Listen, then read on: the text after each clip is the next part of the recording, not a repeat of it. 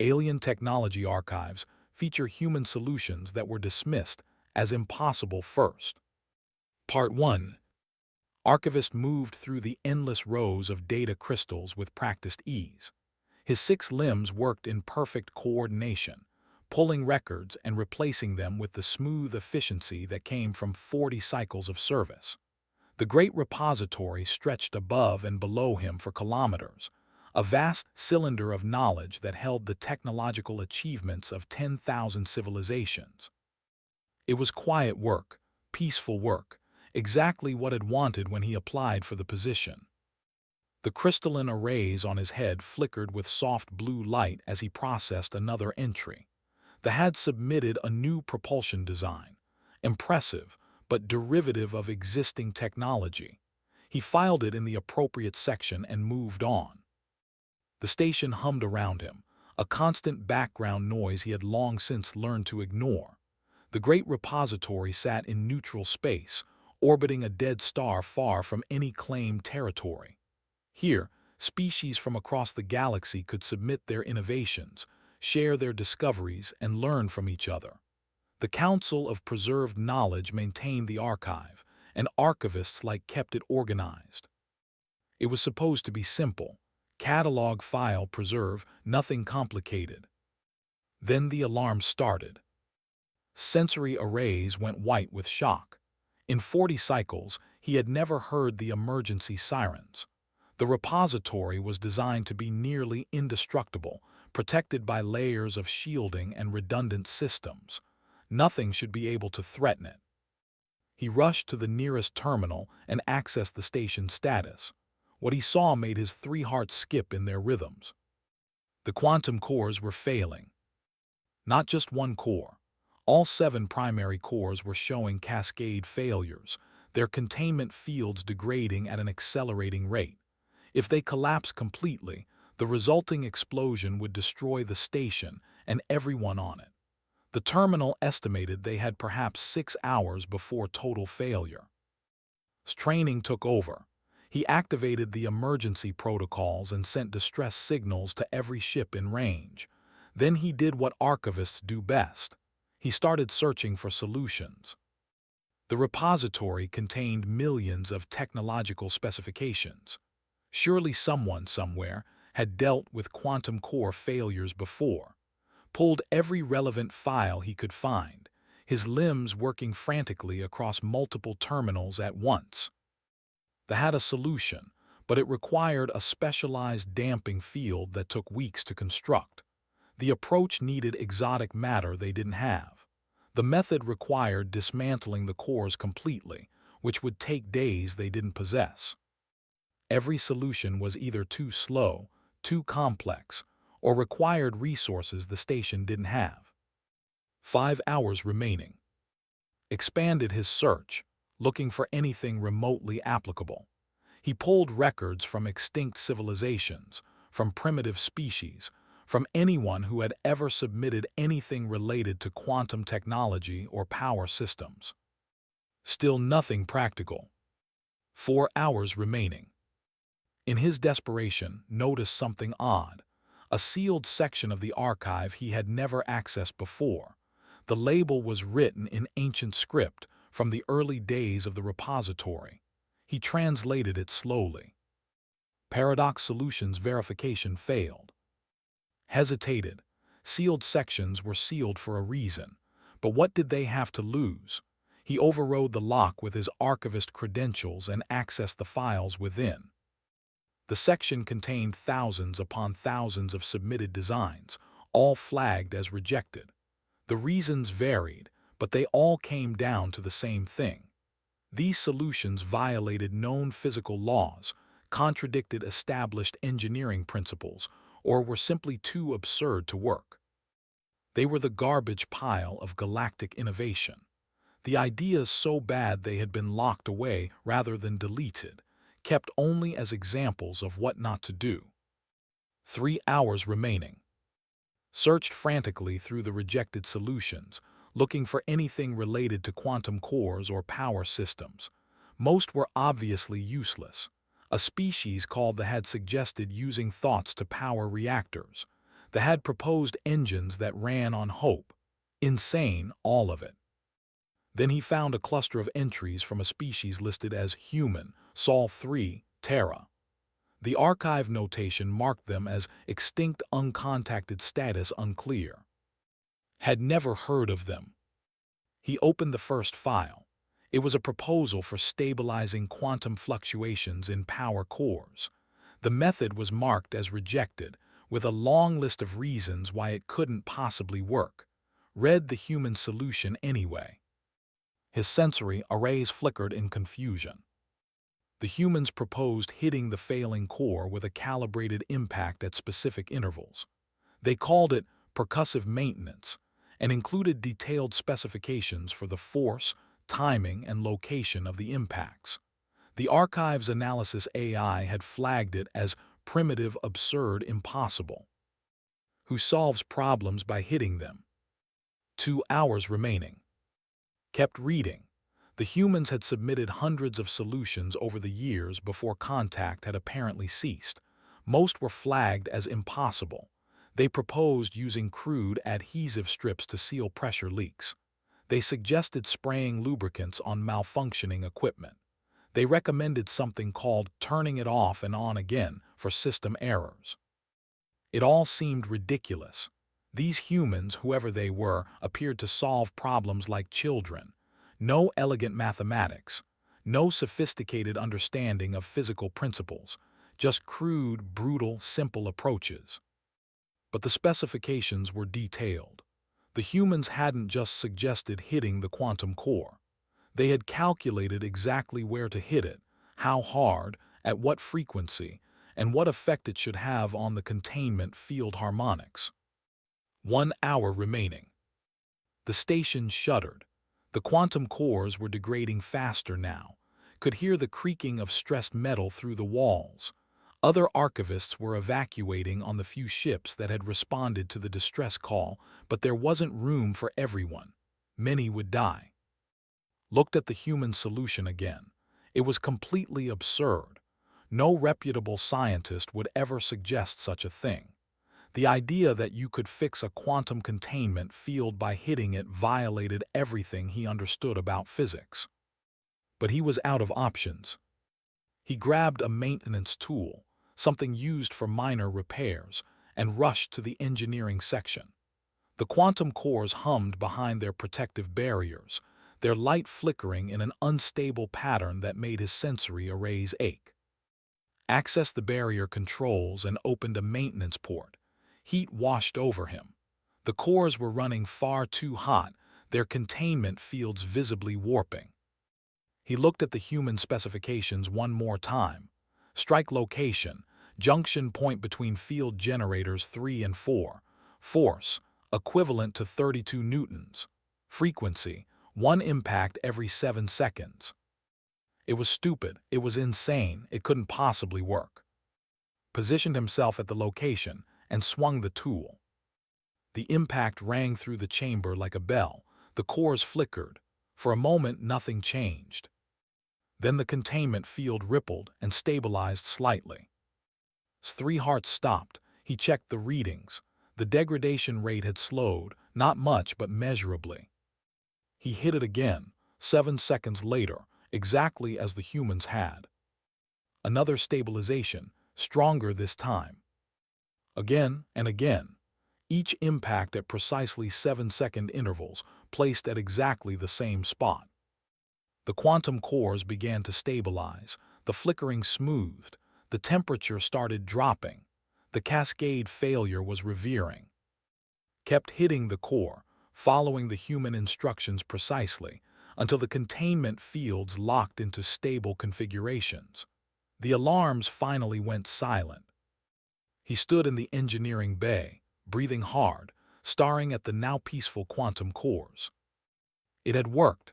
The absurd, impossible, stupid human solution had worked. Slowly made his way back to the archive section, his mind spinning. He sat down at his terminal and opened the human files again, looking at them with new eyes. Who were these humans? Why had their solutions been rejected when they actually worked? And most importantly, where were they now? The archive listed their coordinates, but noted that contact had been lost 800 years ago. Status: extinct uncontacted verification required. Made a decision. He composed a priority message to the Council of Preserved Knowledge. The subject line was simple, urgent. Human technology requires immediate review. He attached his report on the quantum core stabilization, along with copies of other human solutions from the sealed archive. Then he sent it and waited. The response came faster than he expected. A team was being assembled. They were coming to investigate. Looked at the human files spread across his screens and felt something he rarely experienced. Curiosity, deep, burning curiosity. These humans had solved the impossible, and the galaxy had locked their solutions away because they seemed too stupid to work. What else had they figured out that everyone else had missed? Part 2. Commander arrived at the repository with a team of 12 specialists and a deep sense of skepticism. She was a species known for their engineering prowess and their devotion to proper scientific methodology. Her scales were a dark bronze color that indicated her senior rank, and her 4 eyes could focus independently on multiple problems at once. She did not believe in magic. She did not believe in luck. And she certainly did not believe that hitting things made them work better. "Show me," she said to Archivist as soon as she boarded the station. Led her to the engineering section without a word. The quantum cores hummed peacefully, their containment fields stable and strong, pulled up the maintenance logs and displayed them to review. The data was clear. The cores had been in cascade failure. Then someone had struck them repeatedly at specific intervals. The failure had reversed. Coincidence, said immediately. The cores were cycling through a natural stabilization phase. The impacts had nothing to do with it. Then explain the correlation, replied calmly. Every impact corresponds to a measurable increase in field stability. Correlation is not causation. Then let us test it. Had anticipated this resistance. He had spent the days before his arrival reviewing more human solutions and preparing demonstrations. He led the commander to a laboratory he had set up. On the workbench sat a standard pressure seal, the kind used in millions of ships across the galaxy. Had deliberately damaged it so it would leak. Wisps of gas hissed from a crack in the housing. This seal is failing, explained. Standard procedure requires replacing the entire unit. The human solution is different. He held up a roll of what looked like fabric coated with adhesive. They call it duct tape. Scales rippled with something that might have been amusement.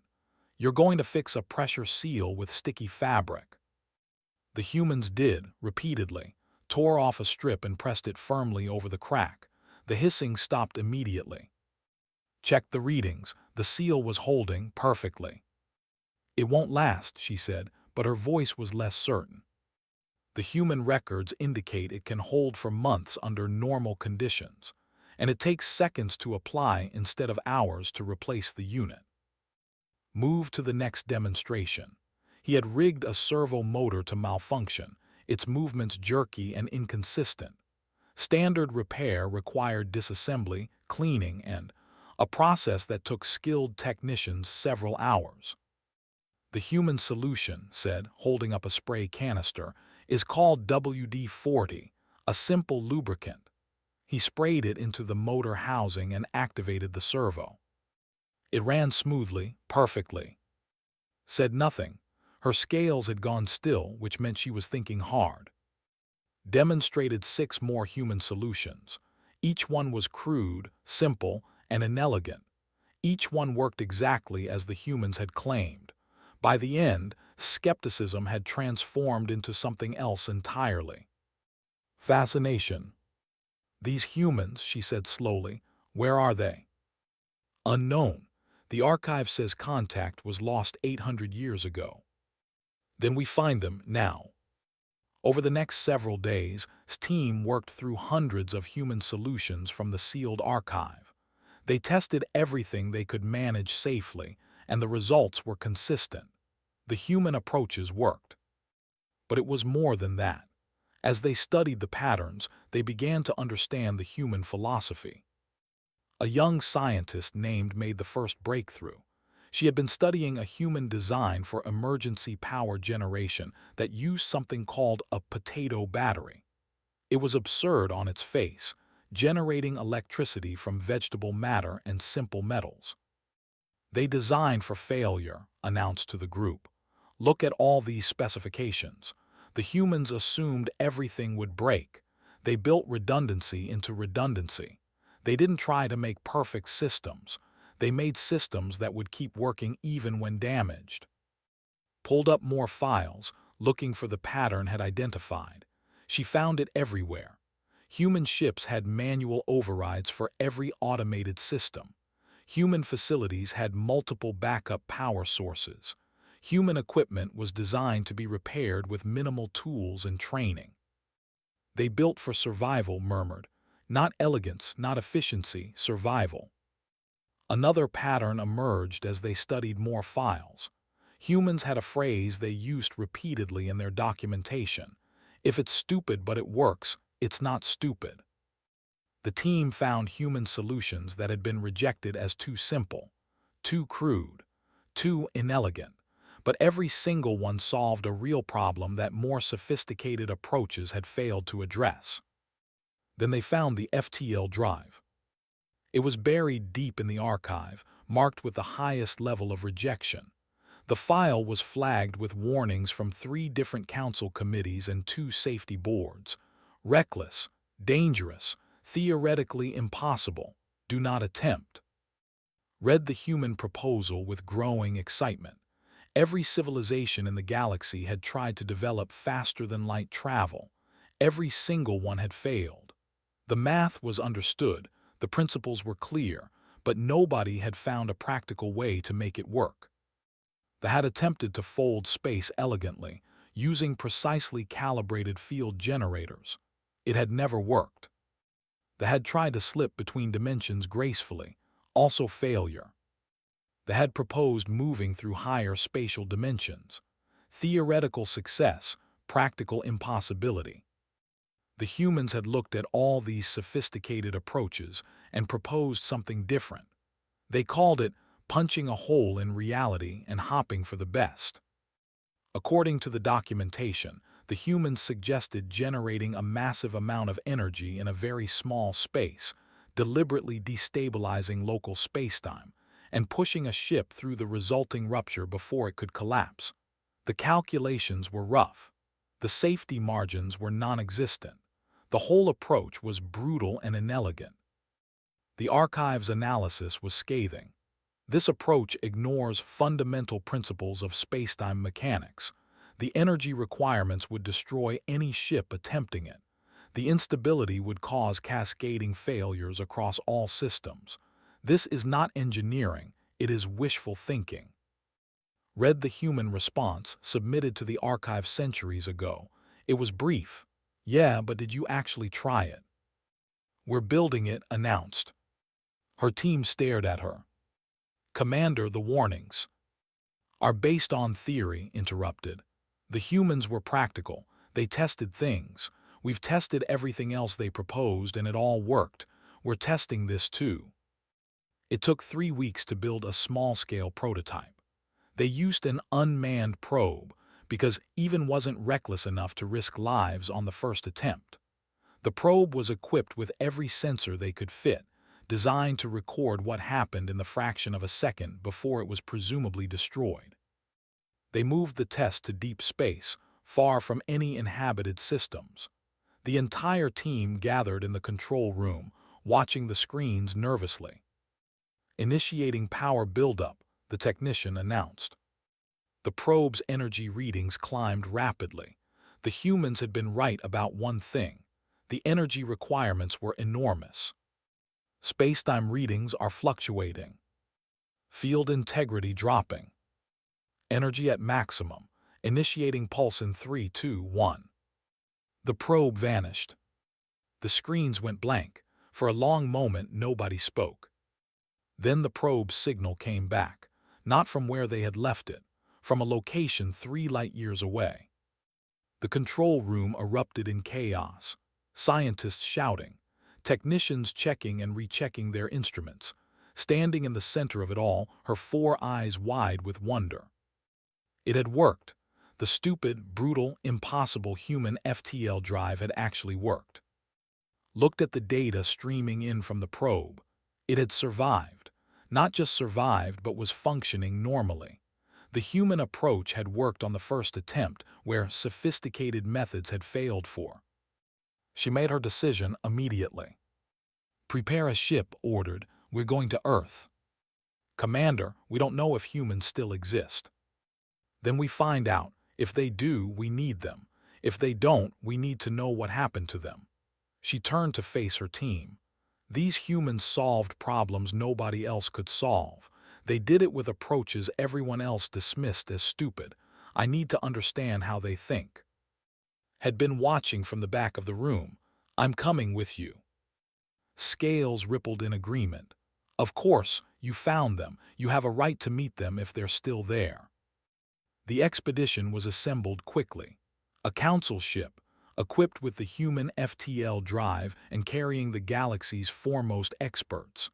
They plotted a course to the coordinates listed in the archive for Earth, a planet in a system the humans had called Sol.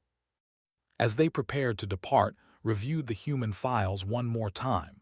So many solutions, so many approaches that shouldn't work but did. A species that embraced chaos and made it functional. "What do you think we'll find?" asked quietly. Scales shifted through several colors before settling on thoughtful purple.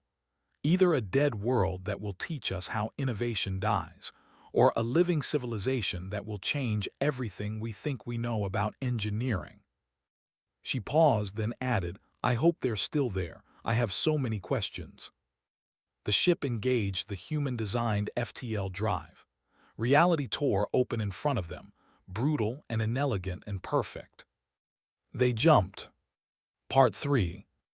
The Council ship dropped out of FTL at the edge of the Sol system, and the first thing they detected was radio traffic. Enormous amounts of it, bouncing between planets, streaming from satellites, filling the electromagnetic spectrum with noise. "They're here," breathed, his sensory arrays glowing bright with excitement. "They're alive." Studied the sensor readings with all 4 eyes. The system was busy, ships moving between planets, stations in orbit, infrastructure everywhere. The humans had not only survived, they had thrived. "Open a communication channel," ordered. "Let's introduce ourselves." The response came within minutes. A human voice, speaking in a language the ship's computer translated smoothly. "Unidentified vessel, this is Earth Traffic Control. Please state your origin and purpose." "This is Commander of the Council of Preserved Knowledge. We're here to make contact with humanity. We have questions." There was a pause. Then a different voice came on, female, speaking with calm authority. "Council ship, this is Dr. Sarah, Earth Diplomatic Corps. Welcome to the Sol system. We weren't aware the Council was interested in contact. Your application denial was pretty clear 800 years ago." Scales rippled in confusion. "Application denial?" "Yes. The Council tested our technology and deemed it too primitive and dangerous for galactic membership. We failed your safety standards on basically everything." Sarah's voice carried a hint of amusement. "Was there something specific you needed?" Exchanged looks with her team. Nobody had mentioned an application denial. She pulled up the archived records and found the files buried in administrative notes. The Council had sent observers to Earth centuries ago, reviewed human technology, and rejected their application to join the galactic community. The reasons were listed in detail. Excessive use of explosive propulsion. Dangerous nuclear technologies with insufficient containment. Crude engineering with unacceptable failure rates. Reckless approach to safety protocols. The list went on for pages. "Doctor," said carefully, "we need to speak with you in person. May we approach Earth?" Of course, I'll transmit docking coordinates. Fair warning, our traffic patterns might seem chaotic compared to what you're used to. The Council ship moved deeper into the system and watched in fascination as they passed human infrastructure. A massive station orbited Mars, clearly designed for ship construction. Automated craft moved between asteroid mining operations. Satellites filled every orbital band around Earth itself. And all of it, every single structure, was held together with what appeared to be improvised repairs, mismatched materials, and solutions that made engineering training scream in protest. A solar panel array attached with cable ties. A pressure seal patched with that duct tape had demonstrated. A fusion reactor with what looked like consumer cooling units strapped to its housing. Nothing was elegant, everything worked. They docked at a station orbiting Earth, and Dr. Sarah met them at the airlock. She was small compared to, built compact and sturdy, with dark hair pulled back in a practical style. Her eyes were curious and friendly. "Welcome to Earth orbit," Sarah said, shaking some manipulator limb in the human greeting. "I have to admit, I'm confused about why you're here. 800 years is a long time to wait before a follow-up visit." Decided honesty was the best approach. "We didn't know your technology actually worked. It was all filed as impossible." Sarah blinked, then she started laughing. It took her a moment to compose herself. "You thought our stuff didn't work, then why reject us?" "Because it shouldn't work. It violates principles we thought were fundamental." "Ah," Sarah nodded slowly. "You thought we were lying or mistaken. That makes sense, I guess." She gestured down the corridor. "Come on, let me give you the tour. Maybe that will explain things." They walked through the station, and team recorded everything. A water recycling system that used components from 6 different manufacturers, none designed to work together. A navigation computer running on what Sarah called duct tape and prayer. An emergency airlock that could be sealed with a manual crank if the power failed. "Why is everything so?" Searched for a diplomatic word. "Messy," Sarah supplied helpfully. "Because it works. Look, we learned early that fancy engineering fails. The more complicated you make something, the more ways it can break. Earth is a rough place. Earthquakes, hurricanes, floods, temperature extremes. We needed technology that could take a beating and keep functioning." She stopped at a window overlooking Earth. The planet below was blue and green and beautiful. "We nearly wiped ourselves out a few times," Sarah continued quietly. "Wars, environmental collapse, resource depletion. We learned that survival matters more than elegance. A crude solution that works beats a perfect solution that fails." Looked at the planet thoughtfully. "Your solutions saved my life. Our quantum cores were failing. Every sophisticated approach we tried failed. Then we found your archived designs and your percussive maintenance worked." Sarah grinned. "You hid it until it worked. Classic." She paused. "Wait, our designs were archived, like stored but not used. Locked away, marked as impossible and rejected." "Huh?" Sarah looked genuinely puzzled. "Did anyone try them? Like, actually test them before deciding they were impossible?" The silence from, and her team was answer enough. Sarah shook her head slowly. "That's your problem right there. You theorized instead of testing. We test everything. That's how we know what works. But your approaches violate established principles." "Or the principles are wrong," Sarah interrupted gently. "Look, we didn't know what was supposed to be impossible. We had problems and limited resources, so we tried whatever seemed like it might work. Most things failed. Some things succeeded. We kept the successes and built on them." She led them to a laboratory where human engineers were working on various projects. Watched in horrified fascination as a technician used a hammer to adjust some delicate equipment. It worked perfectly after the adjustment. "We call it human ingenuity," Sarah explained, "or sometimes desperation engineering. We figured out that the universe is messier than the theories suggest. Perfect conditions don't exist. Everything breaks eventually, so we design for reality instead of theory. Was examining a human spacecraft design on a nearby terminal. This ship uses controlled explosions for propulsion. Chemical rockets, Sarah confirmed. Yeah, they're crude compared to your ion drives or whatever, but they're simple, reliable, and we can build them with basic materials. They got us into space and kept us there. Even though they're dangerous. Everything's dangerous if you're careless. The trick is managing the danger, not eliminating it. Sarah pulled up more schematics. Here, let me show you something. She displayed a human nuclear reactor design. It was surrounded by multiple containment layers, each one capable of handling a complete failure of the others. Emergency shutdown systems were everywhere, triggered by different mechanisms in case anyone failed. The whole design assumed catastrophic failure and planned for it. You think we're reckless, Sarah said quietly, but we're actually obsessed with safety. We just define safety differently. For you, safety means preventing failure. For us, safety means surviving failure. Felt something click in her understanding, because failure is inevitable. Exactly, nothing works perfectly forever, so we build things that fail safely, that can be repaired quickly, that keep functioning even when damaged. Sarah smiled. We learned from every disaster, every explosion, every system collapse, every death taught us something. We took those lessons and built them into our engineering. Over the next several days, and her team studied human methodology. They interviewed engineers, toured facilities, and observed how humans approached problems. The patterns became clear. Humans tested everything, even ideas that seemed stupid. They embraced failure as a learning opportunity. They built with the assumption that perfect conditions didn't exist. They prioritized over optimization.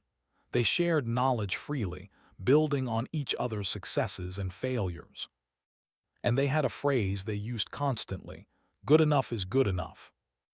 It drives our perfectionist engineers crazy, Sarah admitted. But it saved us countless times. When you're facing an emergency, you don't need a perfect solution. You need a working solution right now.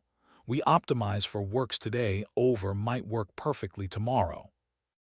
On the final day, sat with Sarah in an observation lounge, looking out at the stars. The council wants to offer humanity full membership, said, and we want to hire your engineers as consultants across the galaxy. There are problems we've struggled with for centuries that you might solve in days. Why the change? Sarah asked. 800 years ago we weren't good enough. Because we were idiots, said bluntly. We confused elegance with effectiveness. We thought our theories were complete when they were just sophisticated. You approached problems with fresh eyes and no preconceptions. That's valuable. That's essential. Sarah was quiet for a moment. What would this consulting involve? Teaching, primarily. We need to learn how you think, how you approach problems. We need to understand human methodology so we can adapt it to our own engineering. You want to learn how to hit things until they work. Scales rippled in what might have been laughter. Among other things, yes. We want to learn how to test fearlessly, how to design for failure, how to accept good enough solutions. We want to learn how to be less sophisticated and more effective. Sarah considered this. Okay, but you need to understand something. Our methods work for us because of how we think. We're not just teaching techniques. We're teaching a philosophy. It's going to be uncomfortable for species that value order and predictability. We're ready to be uncomfortable, assured her. The alternative is stagnation. Sarah smiled and extended her hand, grasped it in the human gesture of agreement. All right then, welcome to Chaos Engineering Galactic Style. 3 months later was back at the Great Repository, cataloging new entries. The sealed section had been opened, and its contents were being reviewed systematically. Solutions that had been dismissed as impossible were being tested, and more often than not, proven functional. The human engineers had arrived and begun teaching sessions across the galaxy. Reports were coming in. A facility had solved a decade-old malfunction using percussive maintenance.